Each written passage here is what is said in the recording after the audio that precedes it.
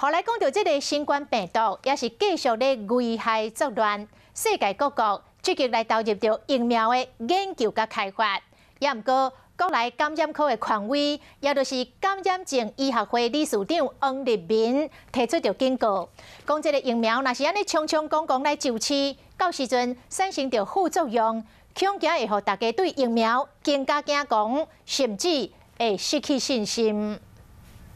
新冠病毒疫苗全世界拢在等，每一间大间的药厂嘛尽力在开发。不过，感染症医学会理事长黄立民咧讲，目前观察，明年上紧会当上市的是 RNA 的疫苗。不过，这种疫苗进入人体，可能会让细胞的卵白质发生变化。腺病毒载体跟 RNA 的疫苗，其实在人类都几乎没有什么实用经验。大量的接种就会面临跟流感疫苗一样，就会出现大量的不良事件。那你很难马上厘清不良事件跟疫苗有没有关系。可是这种情况会让民众对疫苗会产生疑虑。这种的变化，临床试验可能未发现，到底镜头是啥物，都要真侪人注意后才会知影。另外，因为年岁无同，疫苗抗体药效嘛无同，到底药效爱冻偌久嘛无人知。这原来让这个疫苗的计划变得真复杂。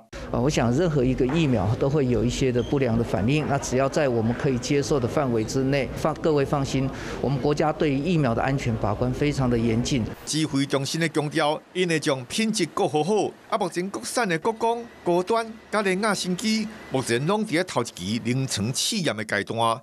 因原来想要甲国外合作，增加受试验的人，才会当赶紧上市。不过速度咧加紧的时，安全评估也是着爱排第一。